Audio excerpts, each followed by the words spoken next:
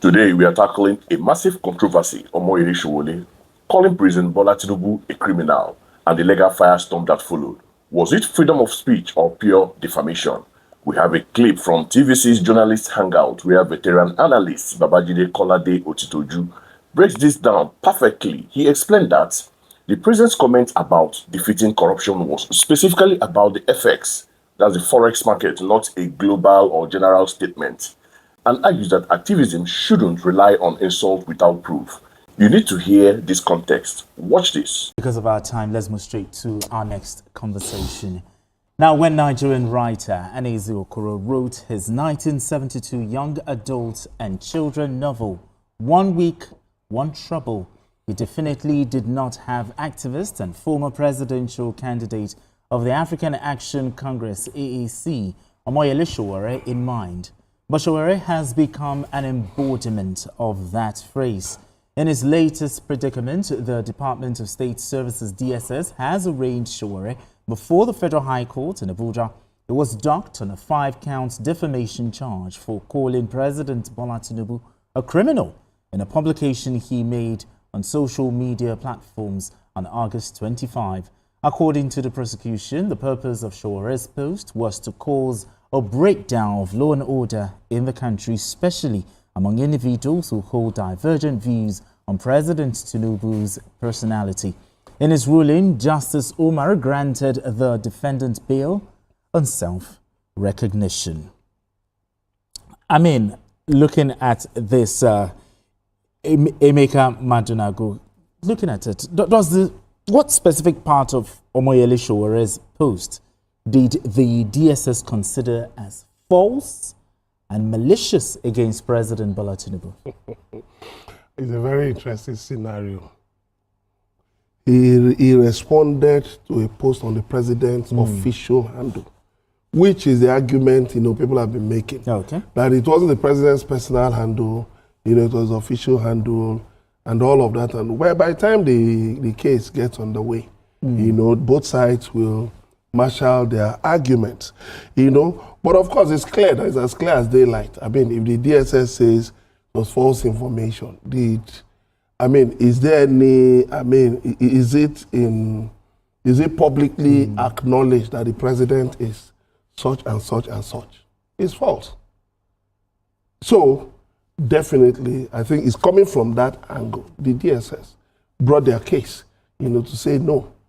That the president we know, we protect, we serve, is not what you described, And so that it could cause a breakdown of law and order because it can actually make people begin to, view, hold certain views about the president. But you hear some people say it's freedom of expression. I can't say anything. Well, that's why I said when the case gets underway, if it is freedom of expression, is the court. Now, because it's only the court that can declare somebody guilty or not guilty. But again, there was something interesting the judge said. He asked Sowore, said, don't do anything, don't do or say anything that will cause public chaos or disorder. So, in a way, saying go and purge yourself or whatever you may think, justifies what you have done. Not by passing judgment ahead, but just... so I wait to see how the case, because it's a very interesting case, in terms of freedom of expression, in terms of the Cybercrime Act, and let's see how it goes. I mean, let me go to Kolawole Johnson. Kolawole Johnson, how do you weigh in here? Is there sufficient ground for criminal charge? I mean, insulting the president. Your thoughts on this? All right. First, I'd like to react to what to what the minister said earlier on the role of the Minister of State. I wasn't contesting that whether it's inferior or not. But the fact is this: I'm saying that what is the man bringing on board to drive insecurity? As a governor of his own state in Zamfara, banditry increased under his watch. So what is his pedigree? What is he bringing on board to be heading the Ministry of Defense? But that is that. Then, two, now, if you do not have the requisite experience in terms of the military or defense policy, Where is the, the acumen, the intelligence you're bringing to drive administration? That again is a call to question. I know that we are on Johnson, that because of Sorry, our hold time, on, please. because of our time, Hold on, hold on, hold on. To this. Hold on, please. Oh, okay. All right. So now to Sowore, of course. Yes. Expressly, you know that it's been, for the past 1 year or thereabouts, so practically every week, every month, you hear him, intervening in different cases. And to his credit, he has brought a lot of, I don't want to call it sanity, but he's emboldened individuals to challenge the police, to record and ensure that people's rights are respected. But there are always boundaries to this. For example, I've been in this space a lot of times when you're investigating, when you're calling people out, there are words that you carefully use because you know that you may run foul of the law. Now, what this would test for us is our laws. So to what extent can we go to in our freedom of speech? Can we sit down and call it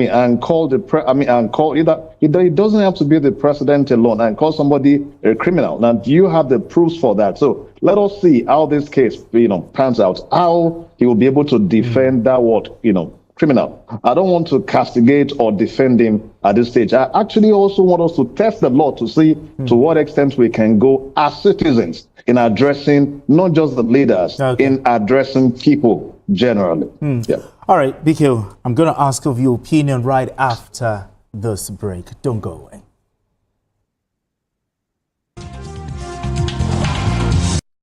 All right, if you just joined us, it's still Journalist Hangout. I still have BQ right here. Emeka Madunagu is also right here with us. And also joining us via Zoom from Abuja is Kalawole Johnson. So, BQ, before we went on that break, we're talking about the Sowore situation, insulting the president. Is there sufficient ground for criminal charge under Nigeria's law? Well, that is what it is for the lawyers to show that I do not punch above my weight category. Okay. I'm not a lawyer, but I know a bit of the law, and I argue about the things that I know, that I've read sufficiently. I know that the DSS, in its enabling act, is permitted to step in to avoid an embarrassment to the president. Anything that will constitute an embarrassment to the president. Of course, that is not thoroughly defined. Okay. But it's there in the act setting it up. So, does the DSS see this as an attempt to embarrass the president? So if they are given the mandate to do something where they can see an attempt to embarrass the president, it will be difficult for anyone to argue that in this case they've done something wrong. Now, what happened? All of the people banging their heads against the wall on that matter, they were wrong. Because the president never said corruption had been defeated in Nigeria. You have to look at context. Yeah, true. We are in an era in which people can't even think deeply anymore. They are overwhelmed by their emotions. They are running mad, they are running wild with their emotions, and they just say all kinds of things. The president said, in the management of the foreign exchange market, that corruption had been defeated. And the president was not the first to say that. Abdulsamad Isiaka Rabiu said to all Nigerians that these days, you don't need to know the CBN governor if you want Forex. That's a big player in the corporate space in our country. Exactly. He's one of the biggest industrialists, probably one of the 5 biggest industrialists in our country. So he has to know what he's talking about. So to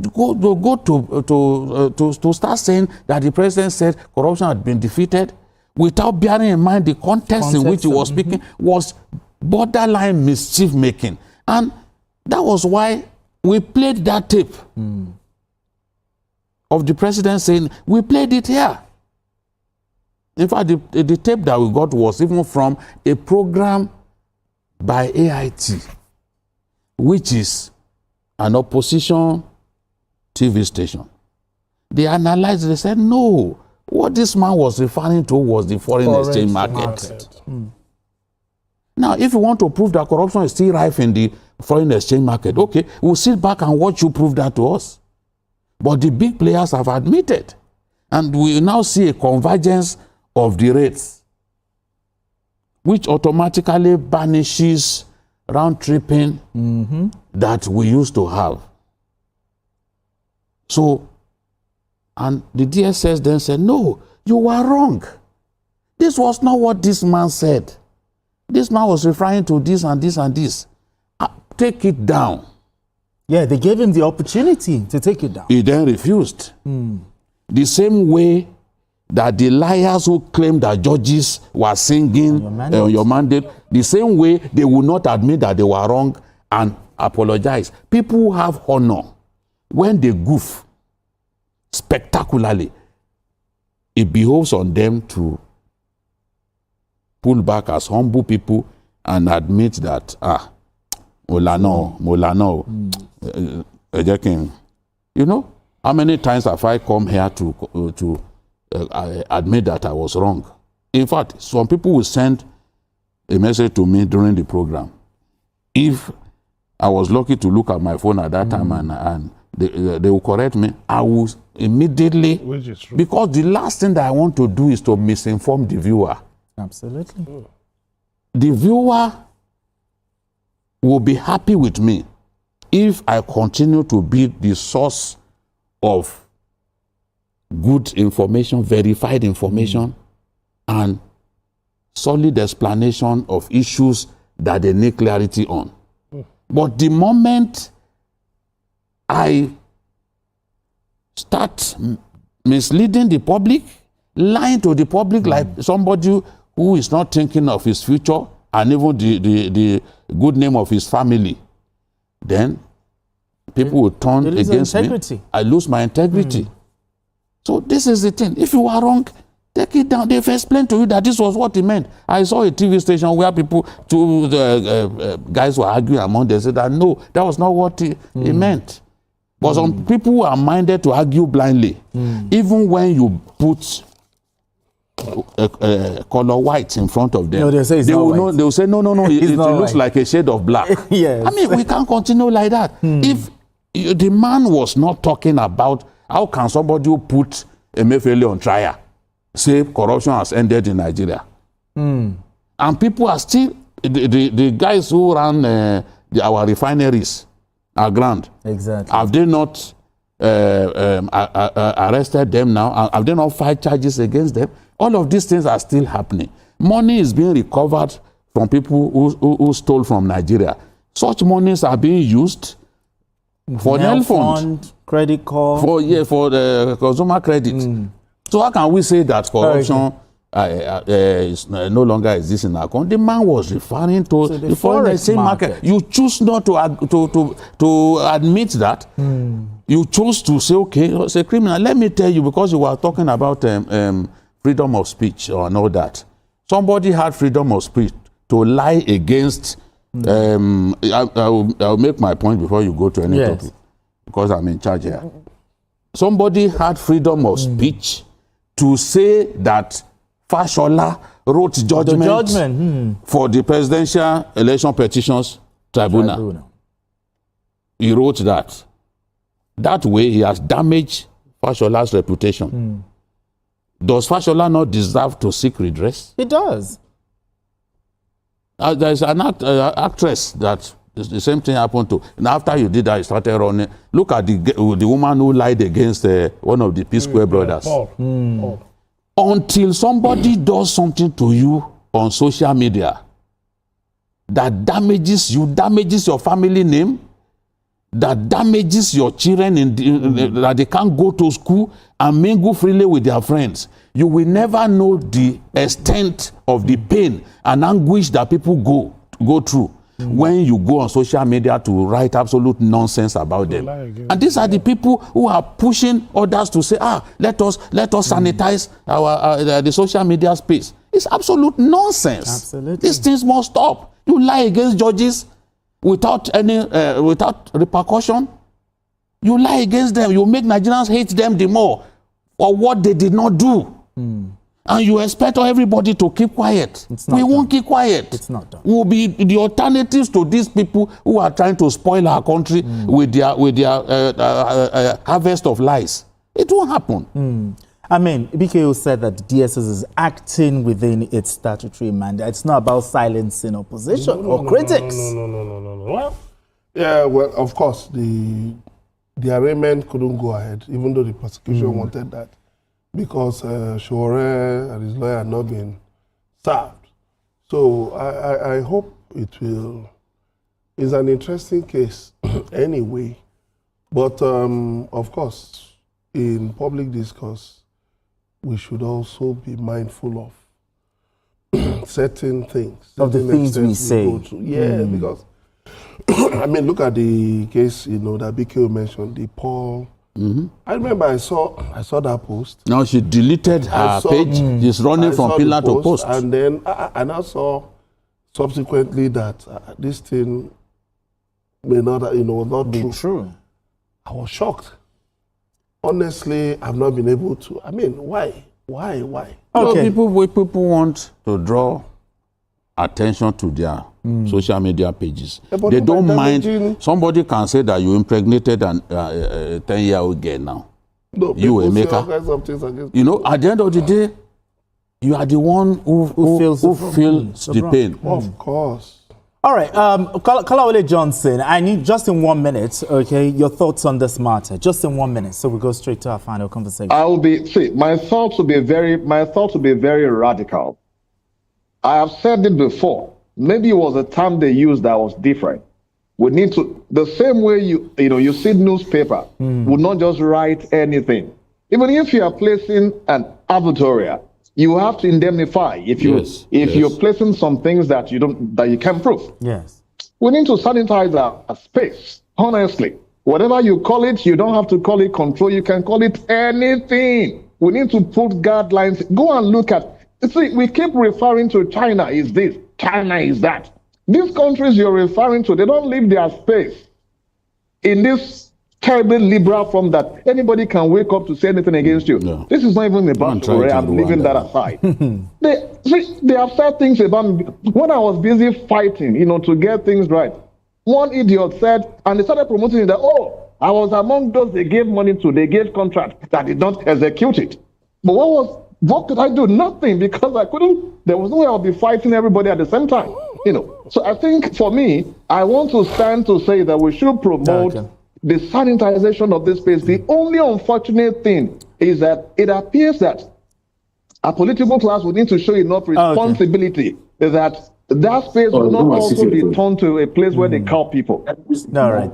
Thank you so much, Kolawole Johnson. Okay, guys, let us unpack what we've just watched, because Babajide, BKO dropped some serious knowledge there, and we need to digest it. First off, let us look at the core of the issue. The DSS arraigned Sowore for cyber stalking and defamation. Why? Because he went on social media and labeled the president a criminal. Now, BKO is making a very crucial distinction here that a lot of people on social media are missing. Babajide pointed out that the outrage stems from a misunderstanding or perhaps deliberate mischief regarding what the president actually said, when President Tinubu mentioned that corruption had been defeated or cleared. He wasn't talking about every policeman on the road or every file in the ministry.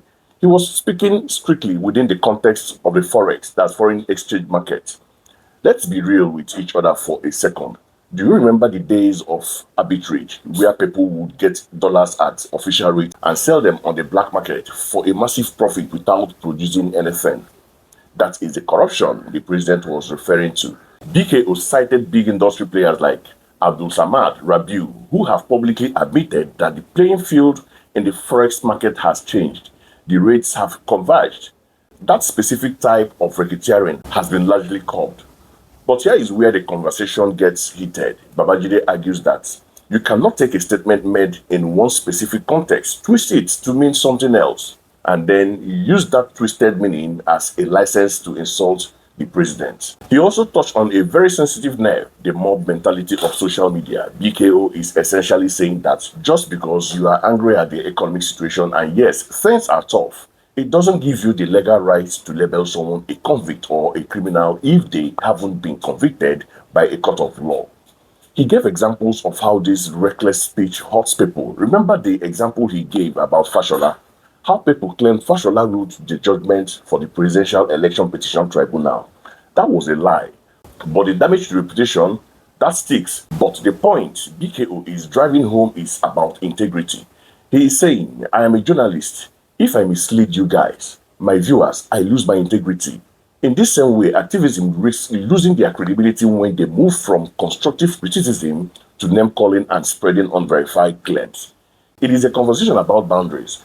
We all want a better Nigeria, right? But does calling the leader a criminal fix the price of rice, or does it just create heat without light? Babajide believes Sowore punched below the belt this time, and legally, the DSS has a mandate to prevent the president from being embarrassed or defamed in that manner. Now, let me give you my critical take on this, because this situation sets a precedent for how we engage with leadership in Nigeria. I agree with Babajide on the fact that context is king. In the age of TikTok and Twitter, that is X, we are losing the ability to understand context. We read a headline, we get angry, and we type. If the president is talking about financial reform in the banking sector, you cannot judge that statement based on corruption in the police force. They are two different things. By ignoring the context of forex market reform, Sowore and those supporting that specific narrative are being intellectually dishonest. Secondly, let us talk about the word criminal. Words have weight, especially in law. You can call a policy bad. You can call an economic strategy wicked. You can even call a president incompetent if you have the stats to back it up. That is criticism. But criminal implies a specific legal status. It implies a conviction. If you don't have the conviction record, you are walking into a legal trap. Activism is not about being reckless. It is about being strategic. When you resort to insult, you actually give the government the ammunition they need to silence you. Period. That is just the truth.